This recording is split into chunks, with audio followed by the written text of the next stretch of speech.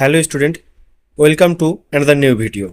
আজকের ভিডিওটি তাদের জন্য খুবই গুরুত্বপূর্ণ যারা ক্যালকাটা ইউনিভার্সিটির আন্ডারে সেকেন্ড সেমিস্টার হিস্টোরি এমডিসি কোর্সে পড়াশুনো করছো, যাদের সিসি 1 বা সিসি 2 হিসেবে আছে তাদের, এবং যারা ফোর্থ সেমিস্টারে আছো কোনো অন্য বিষয়ের অনার্সে কিন্তু হিস্টোরি MN2 পেপার হিসেবে ছিল তাদের জন্য। সুতরাং সেকেন্ড সেমিস্টার এবং ফোর্থ সেমিস্টার মাইনর 4-এর ইতিহাস বিষয়ের সিলেবাসটি এক, তাই তোমাদের উভয়ের জন্যই একটি সাজেশান এমনভাবে তৈরি করা হয়েছে যে সাজেশানটা করলে সেকেন্ড সেম এবং ফোর্থ সেম তোমাদের উভয়ের ক্ষেত্রেই 100% বলা যেতে পারে প্রশ্ন কমন হয়ে যাবে। তো 10 মার্কস আর 20 মার্কসের জন্য যে প্রশ্নগুলো দেওয়া হয়েছে সেগুলো 10-এও আসতে পারে বা 20 মার্কসেও আসতে পারে, আর 5 মার্কসের জন্য অল্প কয়েকটা আলাদা প্রশ্ন দেওয়া হয়েছে। তো এই প্রশ্নগুলো সব করলে তোমরা 10, 20 এবং 5-এর জন্য মোটামুটি সব কমন পেয়ে যাবে। তো চলো পরপর প্রশ্নগুলো দেখে নেই কি আছে। ফার্স্ট, মানবজাতির বিবর্তনের প্রক্রিয়া সম্পর্কে আলোচনা করো। 2, প্রাচীন রোমের দাস ব্যবস্থা সম্পর্কে আলোচনা করো।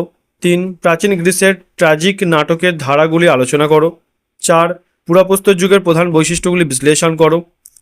5, পশ্চিম এশিয়ার নব্যপ্রস্তর যুগের সাংস্কৃতিক বিকাশকে তুমি কিভাবে ব্যাখ্যা করবে। 6, লৌহ প্রযুক্তির আবিষ্কার সংক্রান্ত ঐতিহাসিক বিতর্কটি লেখো। 7, লৌহ যুগের প্রভাব ও তাৎপর্য আলোচনা করো। 8, প্রাচীন গ্রিসের পলিসের পতনের কারণ ও বৈশিষ্ট্য সম্পর্কে আলোচনা করো।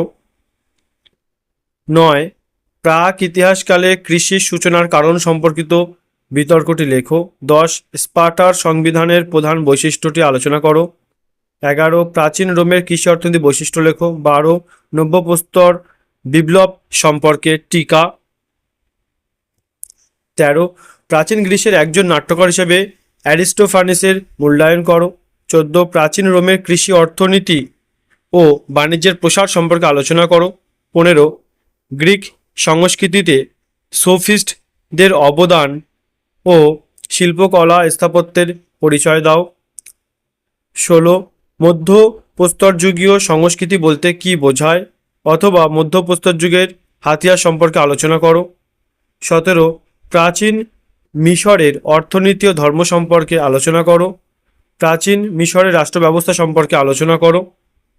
এরপরে 5 মার্কসের যে প্রশ্নগুলো আমরা দেখব সেগুলো: 1, নব্যপ্রস্তর যুগের প্রধান বৈশিষ্ট্য। 2, প্রাচীন রোমের ব্যবসা বাণিজ্য সম্পর্কে আলোচনা করো। 3, গ্রিক কমেডি টিকা। 4, গ্রিক দার্শনিক সক্রেটিসের অবদান বা ভূমিকা আলোচনা করো। 5, ঐতিহাসিক হিসাবে হেরোডোটাসের ভূমিকা। 6, রোমের নগরায়ণ প্রক্রিয়া। 7, গ্রিক ঐতিহাসিক থুকিডিডিস সম্পর্কে আলোচনা করো।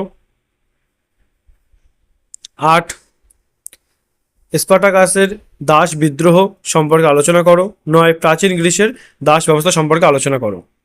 তো এই 5 নম্বর প্রশ্ন আর 10 ও 20-র জন্য যে প্রশ্নগুলো দিয়েছি এই প্রশ্নগুলো করলে আশা করা যায় তোমাদের উভয়ের ক্ষেত্রেই প্রশ্ন সব কমন থাকবে।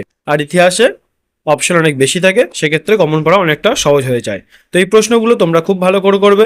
আশা করছি তোমাদের পরীক্ষা ফোর্থ সেমিস্টার এবং সেকেন্ড সেমিস্টার যারা এই সিলেবাসের উপর দেবে তাদের অবশ্যই প্রশ্ন সব কমন থাকবে এবং পরীক্ষা খুব ভালো হবে। তো ভিডিওটি যদি তোমাদের ভালো লাগে তো ভিডিওটি অবশ্যই লাইক, শেয়ার আর সাবস্ক্রাইব করে দিও। তো ভিডিওটি পুরো দেখার জন্য তোমাদের সকলকে ধন্যবাদ।